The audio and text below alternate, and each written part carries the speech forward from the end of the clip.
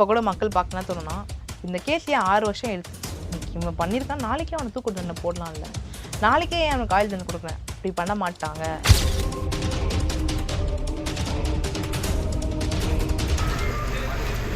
இதில் மெயினாக 376D gang rape இப்படி பண்ணுறவங்களுக்கு பனிஷ்மெண்ட் வந்து நாட் லெஸ் தேன் 20 years. அப்படி இல்லையா இம்ப்ரிசன்மெண்ட் ஃபார் லைஃப் கொடுக்கும் ஏகப்பட்ட வாய்ப்புகள் இருக்குது. அந்த சட்டத்தின் பிரிவில் இம்ப்ளிமெண்ட் பண்ணி இவங்களுக்கு ஆயுள் தண்டனை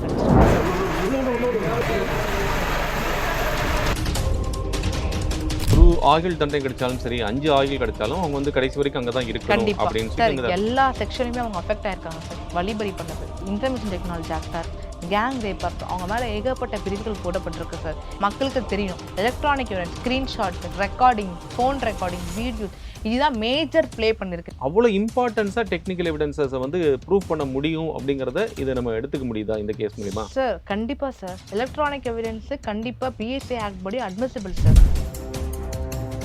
மேபி அவங்க மேல்முறையீட்டு பண்ணலாம். இப்படி பண்ணுறாங்க அப்படின்னும் பொழுது கீழ்கோர்ட்டில் என்ன நடந்திருக்குன்றத கோர்ட் கன்சிடர் பண்ணுவாங்க சார். ப்ரூஃப் எல்லாமே கிளியராக இருக்குது சார். ஸோ மேல்முறையீட்டுலையுமே அது வந்து Green Park Coaching Center, All India First Rank, 720 out of 720. Number of students joined MBBS in 2024, 1951.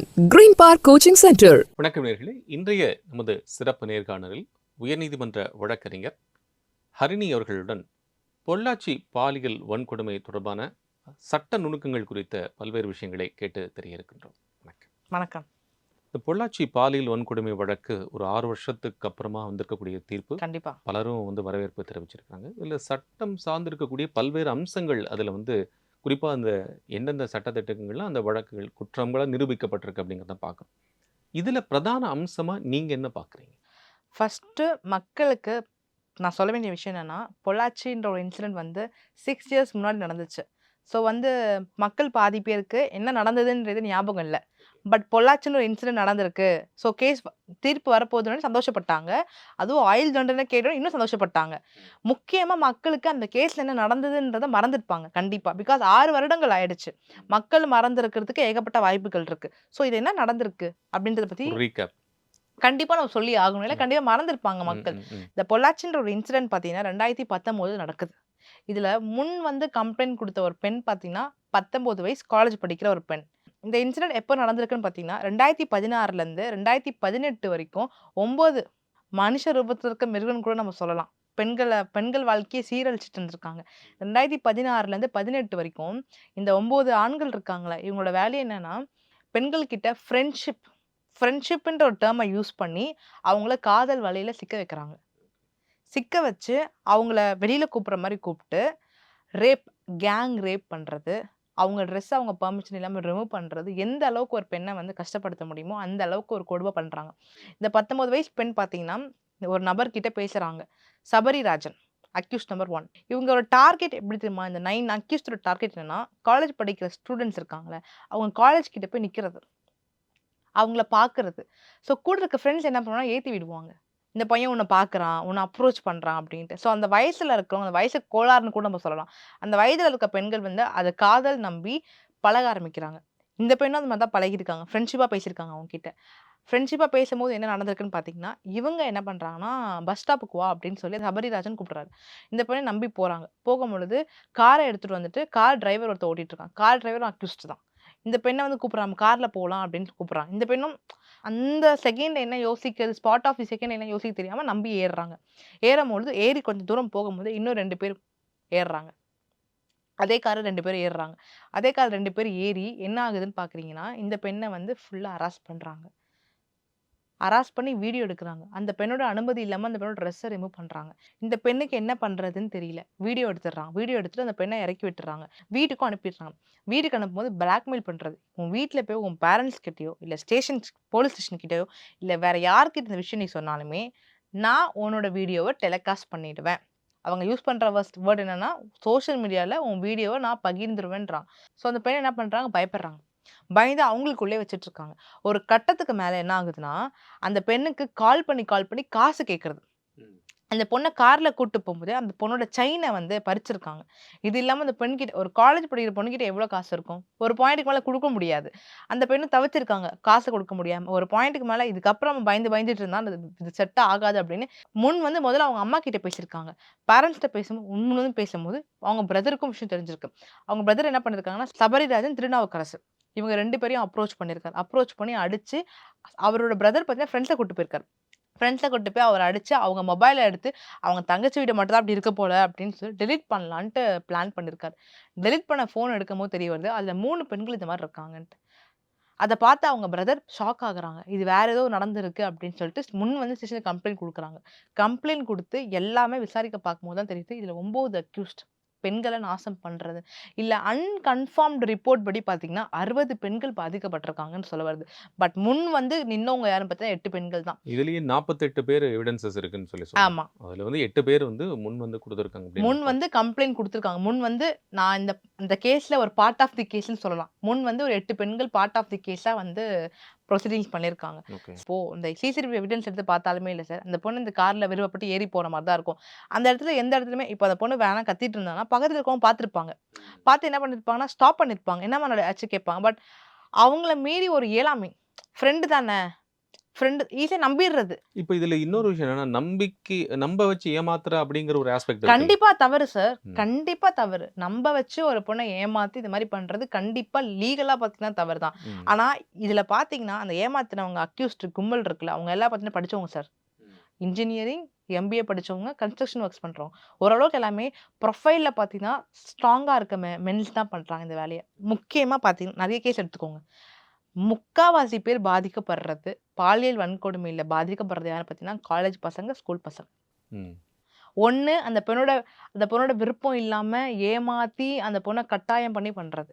இன்னொன்னு எப்படின்னா, அந்த பெண்ணுகிட்ட ஃப்ரெண்ட்ஷிப் மாரி பேசி, அந்த பெண்ண நம்ப வச்சு ஏமாத்துறது. 2 வகைகள் இருக்கு. சோ இது வந்து இந்த கேஸ பொறுத்தவரைக்கும் செகண்ட் ஃப்ரெண்ட் மாரி பேசி, ஃப்ரெண்ட்ஷிப் மாரி பழகி, அந்த பொண்ணோட விருப்பம் இல்லாம பண்ணியிருக்காங்க இந்த மாரி விஷயத்த.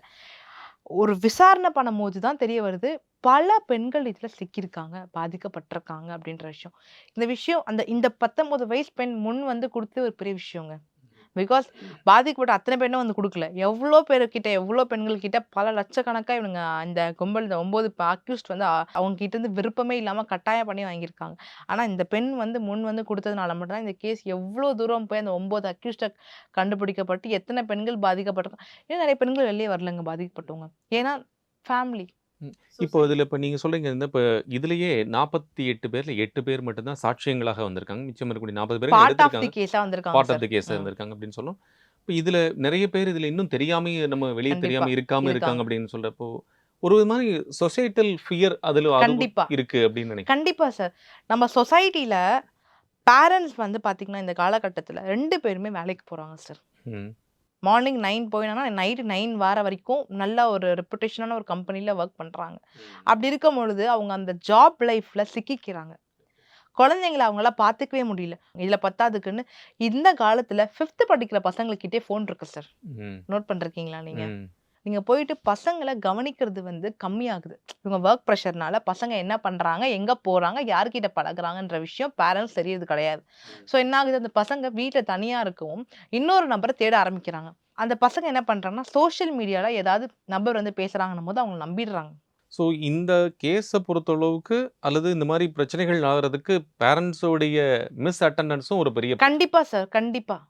பேரண்ட்ஸ் கவனிக்கிறது இல்லாம இருக்கிறதும் ஒரு காரணமா தான். நான் எல்லா பேரண்ட்ஸுமே தப்பு சொல்லல. இப்ப இருக்க நம்ம சூழ்நிலை, நம்ம எக்கனாமிக்கலி நம்ம வேற மாரி வளர்ந்துட்டு போறதுனால, நமக்கு வேற வழி இல்லாம நம்ம எல்லாமே 2 பேரும் வொர்க் பண்ணா தான் சார் இந்த காலத்துல ஃபேமிலி ரன் பண்ண முடியுது. ஒரு ஸ்கூல் ஃபீஸ் கட்ட முடியாது. ஒரு காலேஜ் ஃபீஸ் கட்ட முடியாது. ஒரு டியூஷன் ஃபீஸ் கட்ட முடியாது. ஸோ பேரண்ட்ஸ் என்ன பண்ணுவாங்க?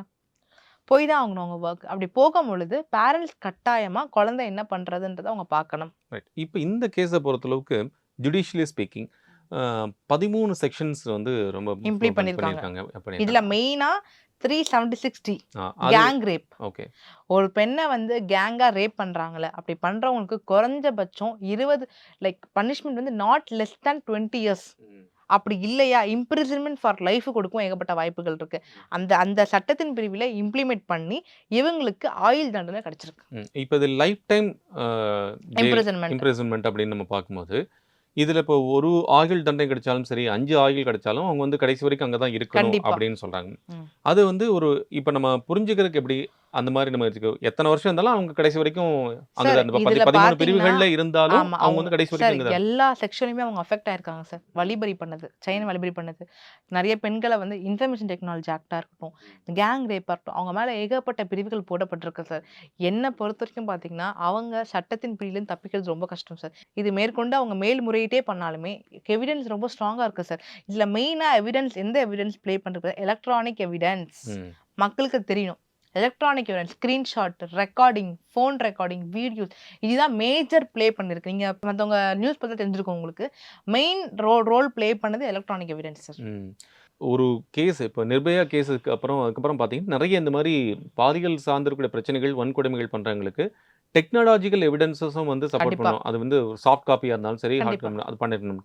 அந்த விதத்துல இப்ப நீங்க சொன்னீங்க டெக்னிக்கல் எவிடன்ஸஸ் ரொம்ப இது சப்போர்ட் பண்ணியிருக்கு அப்படின்னு. கோர்ட்டே அலோவ் பண்றாங்க சார். பண்றாங்க. இல்ல இப்போ என்னுடைய கேள்வி என்னன்னா, ஒரு இது போன்று இருக்கக்கூடிய ஒரு கேஸுக்கு அவ்வளோ இம்பார்ட்டன்ஸா டெக்னிக்கல் எவிடன்ஸஸ வந்து ப்ரூவ் பண்ண முடியும் அப்படிங்கிறத இத நம்ம எடுத்துக்க முடியுதா இந்த கேஸ் மூலியமா? சார் கண்டிப்பா சார். எலக்ட்ரானிக் எவிடன்ஸ் கண்டிப்பா பிஎஸ்ஏ ஆக்ட் படி அட்மிசிபிள் சார். ம். கண்டிப்பா எடுத்துப்பாங்க சார். ஓகே. இல்ல இப்ப இந்த எல்லா விஷயங்களும் அதுல இருக்கக்கூடியதெல்லாம் அது ப்ரூஃப் பண்றதுக்கான வேலிடிட்டி இருக்குமான்னு தான் கேட்கிறேன். கண்டிப்பா இருக்கும் சார். ஓகே. பிகாஸ் நமக்கு இந்த கேஸ் பொறுத்தவரைக்கும் எலக்ட்ரானிக் எவிடன்ஸ் தான் மெயின் ரோலே ப்ளே பண்ணிருக்கு. ம். ஒரு electronic evidence main role play பண்ணி ஒரு அந்த 9 குற்றவாளிக்கு ஆயுள் தண்டனை கிடைச்சிருக்குன்றது எவ்வளவு பெரிய விஷயம் சார். ம். இப்போ நார்மலா ஒரிஜினல் எவிடன்ஸும் இல்லாம பிளஸ் இந்த எவிடன்ஸும் நமக்கு வந்து சப்போர்ட் பண்ணிருக்கு கண்டிப்பா அப்படின்னு. சப்போர்ட் பண்ணும் சார். ஓகே. இப்போ இன்னொரு ஒரு லேமன் பாயிண்ட் ஆஃப் ஒரு கேள்வி. இப்ப நம்ம பாலியல் வன்கொடுமை வழக்குல சரி, அவங்க யாரு விக்டிமோ பாதிக்கப்பட்டோம் அவங்களுடைய ஐடென்டிட்டி வெளிய விடக்கூடாது. வெளிய விடக்கூடாது. ஸோ இதுல எந்த அளவுக்கு அது பாதுகாக்கப்பட்டிருக்கு? பாதுகாக்கப்பட்டிருக்குன்னும் பொழுது இப்போ வரைக்கும் நான் பார்த்த வரைக்கும் அந்த பெண்ணோட ஐடென்டிட்டி எங்கேயுமே வெளியில வரல. இந்த பட் ஒரு நியூஸ் யார் 8 பேர் பார்த்தீங்கன்னா என்னங்கிறது வரல. அந்த பெண்கள் வந்து நியூஸ் வெளில வரக்கூடாது சார். சார் மறக்கக்கூடாது. சட்டப்படி பார்த்தீங்கன்னா அந்த பெண்களோட ஐடென்டிட்டி வெளியில வரக்கூடாது. அந்த பெண்ணோட ஐடென்டிட்டியை வெளியில கொண்டு வரதுக்கு முயற்சி பண்றவங்க மட்டும் யாருன்னு கண்டுபிடிக்கப்படுது அப்படின்னும்போது சட்ட ரீதியா உங்களுக்கு தண்டனை இருக்கு சார். ம்.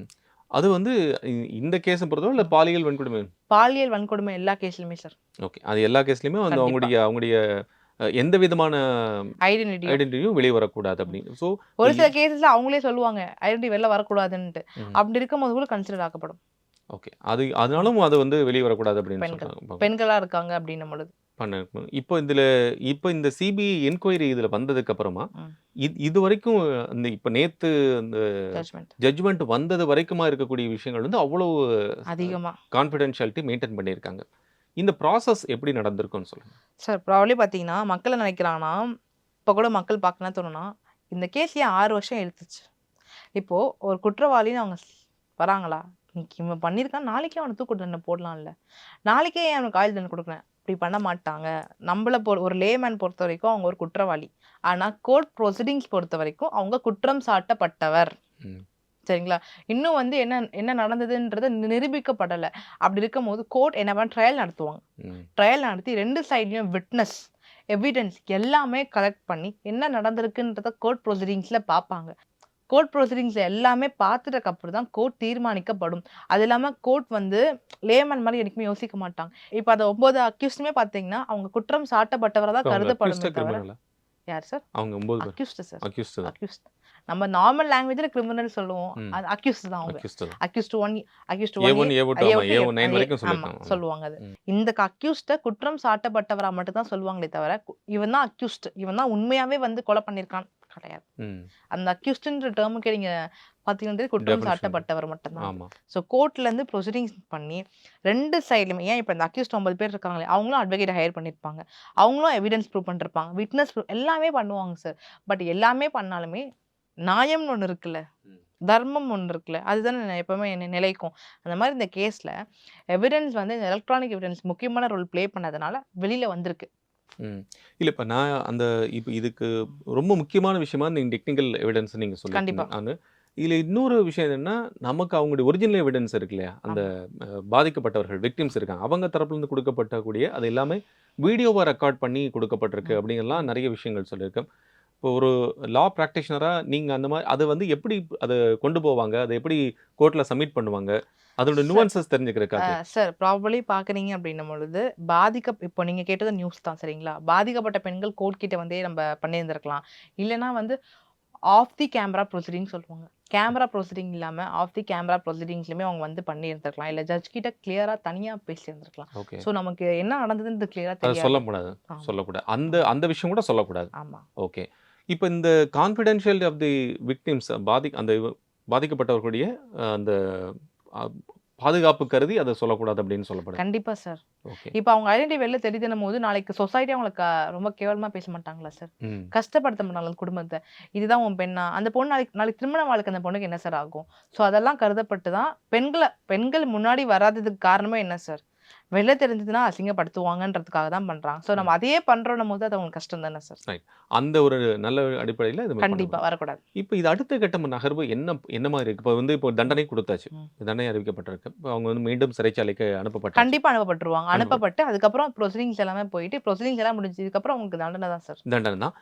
அ அ மேபி அவங்க மேல்முறையீட்டு ம். பண்ணலாம். ம்ஹ்ம். 1 மேல்முறையீட்டு மாசம் அதுக்கு பண்ணும்பொழுது அவகாசம் குடுத்துருக்காங்க. பண்ணுவாங்க. மேல்முறையீட்டு பண்ணுவாங்க. கண்டிப்பா பண்ணுவாங்க. அப்படி பண்றாங்க அப்படின்னும் பொழுது கீழ் கோர்ட்ல என்ன நடந்திருக்குன்றத கோர்ட் கன்சிடர் பண்ணுவாங்க. சார் ம். என்கிட்ட எவிடன்ஸ் இருக்கு சார். ப்ரூஃப் எல்லாமே கிளியரா இருக்கு சார். அந்த இப்ப இவ்வளவு ஸ்ட்ரென்த் அதுலயும் இருக்கங்காட்டிக்கு நம்ம ஃபர்தரா அவங்களால போக முடியாது அப்படின்னு போனாலுமே அது நிக்காது சார். இப்ப நமக்கு இவ்வளவு உறுதி இருக்கு அப்படின்னு சொல்ல முடியும். இப்ப வந்து 65 எவிடன்ஸ் கொண்டு வந்திருக்காங்க. அதுல வந்து 48 இருக்கு அப்படின்னு ஒரு 10 மட்டும் தான் ப்ரூவ் பண்ண முடியல அப்படிங்கறதெல்லாம் சொல்லியிருந்தாங்க. ம். இத எப்படி நம்ம புரிஞ்சுக்கிறது? வாய்ப்புகள் பார்க்குறீங்க. மேல்முறையீட்டு போனாலுமே இல்ல சார். மேல்முறையீட்டுல இருக்கிறவங்க எல்லா வகையிலயுமே பார்ப்பாங்க. கீழ் கோர்ட்ல என்ன நடந்திருக்குன்றத கண்டிப்பா கன்சிடர் பண்ணுவாங்க. என்னென்ன பாயிண்ட்ஸ் நடந்திருக்கு, என்னென்ன என்னென்ன என்னென்ன இத டிஸ்க்ளோஸ் பண்ணியிருக்காங்க, எத டிஸ்க்ளோஸ் பண்ணல, எத வச்சு இந்த கேஸ் முடிஞ்சிருக்குன்ற வரைக்கும் எல்லாரும் பார்ப்பாங்க சார். ஸோ அப்படியே பண்ண மாட்டாங்க. இந்த கட்டு ஃபுல்லா அப்படியே மேல போகும் சார். ஓகே. இப்ப மக்களுக்கு புரியிற மாரி நான் பேசுறேன். இது நான் கோர்ட் ப்ரொசீடிங்ஸ்ல பேசல. மக்களுக்கு புரியிற மாரி ஒரு கட்டு இருக்கா? இப்போ அந்த கட்டு வந்து அந்த கோயம்புத்தூர் மகிழா கோர்ட்ல அந்த கட்டு இருந்திருக்கும். அந்த கட்டு அப்படியே மேல்முறையீட்டுக்கு போற இப்ப மாரி. வந்து ஹைகோர்ட் அடுத்ததா மேல போக முடியும். ஆமா. ஓகே. இப்ப இது உங்களுக்கு உறுதிப்படுத்தப்பட்டிருக்கு. இப்போ அதே மாரி ரூ. 85,00,000 குடுக்கணும்னு சொல்லியிருக்காங்க. அந்த பெண்களுக்கான ஒரு பாதுகாப்பு இனிமேல் இது போல ஒரு கேஸ் ஒரு பிரச்சனை வராம இருக்குங்கிறதுக்கு உறுதிப்படுத்தப்பட்டிருக்கும் அப்படிங்கிற ஒரு கண்டிப்பா நம்பகத்தன்மை சார். ஏற்படுத்தியிருக்காங்க. கண்டிப்பா சார். இந்த கேஸ் மூலியமா இதுக்கப்புறம் ஒரு பெண்ணாச்சும் ஒரு ஆணால பாதிக்கப்படுறாங்க அப்படின்னும்போது கண்டிப்பா முன் வருவாங்களா மாட்டாங்களா சார்? ம். கண்டிப்பா வருவாங்க. இந்த மாரி ஆண்கள் பேசி சில ஆண்கள் வந்து காலேஜ் படிக்கிற பசங்கள ஏமாத்துவாங்க அப்படின்ற ஒரு விஷயம் பேரண்ட்ஸ் கவனத்துக்கு போகுமா? போகாதா? ஓகே. எல்லாமே போகணும்போது பேரண்ட்ஸுமே கவனமா இருப்பாங்கல்ல சார். பசங்களுமே கொஞ்சம் கேர்ஃபுல்லா இருப்பாங்கல்ல. அடுத்து என்ன பண்றதுன்ட்டு. ம். இப்போ அந்த மகிழா நீதிமன்றத்தோட நீதிபதி நந்தினி தேவி அவங்க வந்து ஆமா. குடுத்திருக்கக்கூடிய இந்த தீர்ப்பு வரக்கூடியதுக்கு ஒரு பெரிய உதாரணமாக கண்டிப்பா கட்டாயமா இருக்கும் சார். இப்போ இந்த கேஸ்லயே பார்த்தீங்கன்னா, மகாராஷ்டிரால நடந்த ஒரு ம். கேஸ எடுத்து பாத்தீங்கன்னா, அதே மாரி நிர்பயா கேஸையும் எடுத்து பாத்தீங்க. இது ஒரு ப்ரீசிடென்ட்ஸா இருக்கும்னு நமக்கு சொல்ல முடியுமா? இந்த கேஸ்? மேற்கோளா உதாரணம். முன்னுதாரணமா அமையும். கண்டிப்பா சார். கண்டிப்பா. ம். கண்டிப்பா. இந்த கேஸோட ஜட்ஜ்மெண்ட்ஸ நம்ம வச்சுக்கிறோம். இன்னொரு பெண் பாதிக்கப்படாம இந்த ஜட்ஜ்மெண்ட்ட வச்சு கூட நம்ம மீண்டு வரலாம் சார். ஓகே. அதுக்கு இந்த சார் எப்பவுமே ஒரு கேஸ் வருது, ஜட்ஜ்மெண்ட் வருதுன்னா, அந்த கேஸ ரெஃபர் பண்ணலாம் சார் இன்னொரு கேஸ்க்கு. ஓகே. ஸ்ட்ராங் ரெஃபரன்ஸ் பண்ணலாம். ஓகே. சைட்டேஷன் வச்சோ, இல்ல ஓகே. ஜட்ஜ்மெண்ட்ஸ் வச்சோ கண்டிப்பா பண்ண முடியும். அந்த மாரி ஒரு சைட்டேஷனா இது இருக்கும். ஒரு கண்டிப்பா சார். Reference definitely. பாயிண்டா ஃபார் இது. ஷூர். For sure. ஓகே. நெறைய பெண்களுக்கு இது ஒரு பெரிய ஒரு ஜஸ்டிஸ் மாரி கூட சொல்லலாம். பாதிக்கப்பட்ட பெண்களுக்கு. ம். இது இப்போ நம்ம இன்னொரு அடிப்படையான கேள்வி என்னன்னா, இப்போ இது வந்து ஒரு மகிழா நீதிமன்றத்துல நடந்திருக்கக்கூடிய ஒரு ஒரு கேஸா இருக்கு. இப்போ இதே வந்து ஹைகோர்ட்லயோ அல்லது வேற இடங்கள்ல நடந்திருக்கக்கூடிய ஒரு கேஸா இருந்திருக்கு அப்படின்னா, அடுத்த கட்டமா நகர்வுகள் அவங்களுக்கு 2 பக்கம் இருக்கக்கான சான்சஸ் இருக்கும் அப்படின்னு நம்ம எடுத்துக்க முடியுமா? எந்த மாரி? இப்போ நீங்க மேல்முறையீடு சொன்னீங்க. மேல்முறையீடு அவங்க பண்றதுக்கான வாய்ப்புகள் வந்து இருக்கு அப்படின்னா கூட, எத வச்சு அவங்க பண்ண முடியும்? சார் இந்த கேஸ்ல பிரீஃபா என்ன நடந்திருக்குன்றத பத்தி நம்ம யாருக்கும் தெரியாது. தெரியாது. கரெக்ட். அது வெளிய வந்திருக்கக்கூடிய விஷயங்கள வச்சு தான். வச்சு தான் பேச முடியும். ஓகே. பிகாஸ் நானுமே இந்த கேஸ்க்கு பர்சனல் அட்வொகேட் கிடையாது. ஓகே. புரியுதுங்களா? நியூஸ் வச்சோ, என்ன நடந்திருக்க வச்சோ, என்னென்ன ஜட்ஜ்மெண்ட்ஸ் வச்சு சைட்டேஷன் பண்ணியிருக்காங்க, என்ன பண்ணியிருக்காங்கன்றத வச்சு மட்டும் தான் என்னாலுமே பேச ஸோ முடியும். வெளிய என்ன ரிவீல் ஆயிருக்குங்கிறத வச்சு மட்டும் தான் நம்மளால சொல்ல முடியுமே தவிர, கண்டிப்பா சார். அத தாண்டி இருக்கக்கூடிய ஜுடிஷியல்ல இருக்கக்கூடிய விஷயங்கள நம்ம பேச பேச முடியாது. முடியாது. ஓகே. ஒரு ஒன் லாஸ்ட் கொஸ்டின். இந்த ஒரு ஒரு இதுல நெறைய பேர் ஒர்க் பண்ணியிருக்காங்க இதுல. குறிப்பா சிபிஐ தரப்புல ஒர்க் பண்ணியிருக்கக்கூடிய, அதே மாரி அதுக்கு சப்போர்ட் பண்ணியிருக்கக்கூடிய மகிழா கண்டிப்பா. அ அ நீதிமன்றமாகட்டும், அதேபோல அதுக்கு வெளியிருந்து வந்திருக்கக்கூடிய இந்த மாதிரி ஒரு ஒரு ஃபுல் ஃப்ளெட்ஜ்டா ஒரு விஷயத்த ஒர்க் பண்ணும்போது, அதனுடைய பெனிஃபிட் கிடைக்கிறதுக்கு ஒரு பெரிய டென்யூர் ஆகுது, லாங் டர்ம் ஆகுது கண்டிப்பா. அப்படிங்கிறத அக்செப்ட் பண்ணக்கூடிய வகையில இருக்கா? கண்டிப்பா சார். ஏன்னா நான் தான் சொல்லிட்டேன் இல்ல சார், கோர்ட் ப்ரொசீடிங்ஸ் நம்ம நினைக்கிற மாரி கிடையாது. இந்த எவிடன்ஸ கலெக்ட் இல்ல பண்றதுக்கு நான் எவ்வளோ வந்து கோர்ட்டோட ம். ட்ரையல் மட்டுமே கேட்கல. இவங்களோட ப்ரொசீடிங்ஸுமே கேட்குறீங்க. ம். சார் இப்போ எவிடன்ஸ் இருக்குன்றத யார் ப்ரூவ் பண்ணுவா? அந்த அட்வொகேட்ஸ் தான். ம். கண்டிப்பா. இப்ப ஜட்ஜ் இருந்தாலுமே அட்வொகேட்ஸ் தான் கீழ இருந்து ப்ரூவ் பண்ணணும் என்ன இருக்குன்றது. ம். ஸோ அதுக்கான அட்வொகேட்ஸ் ப்ரூவ் பண்ணா யார்கிட்ட போய் அப்ரோச் பண்ணுவாங்க? போலீஸ் கிட்ட. அவங்க கிட்ட லிங்க் இருக்கணும். ஸோ அவங்களுக்கு நம்ம டைம் கொடுக்கணும் இல்ல சார். இப்ப ம். சிபிசிஐடியா இருந்தாலுமே அந்த அந்த கலெக்ட் பண்ற எவிடன்ஸ ப்ராப்பரா கரெக்ட்டா எடுத்துட்டு வந்து குடுத்தா தான் எங்களாலுமே அடுத்து ப்ராப்பரா ப்ரிப்பேர் பண்ண முடியும். ஸோ ம். கண்டிப்பா தாமதமாகும் சார். ஓகே. தாமதமாகும். ஆனால் தாமதப்பட்டாலும் இது வந்து கண்டிப்பா, ஒரு பெரிய கண்டிப்பா, நல்ல விஷயத்தை நோக்கி கண்டிப்பா. நகர்ந்திருக்கு அப்படின்னு சொல்லி. மிக்க நன்றி. உங்களுடைய நேரத்துக்கும், உங்களுடைய கருத்துக்கும் இவ்வளவு நேரம் வந்து என்னுடைய கேள்விகளுக்கு குறிப்பா இது மக்களுக்கு எந்த விதத்துல போய் சேரணும் அப்படிங்கிற அந்த பாயிண்ட் ஆஃப் வியூல சொன்னீங்க. ரொம்ப நன்றி. Green Park Coaching Center, All India First Rank, 720 out of 720. Number of students joined MBBS in 2024, 1951. Green Park Coaching Center.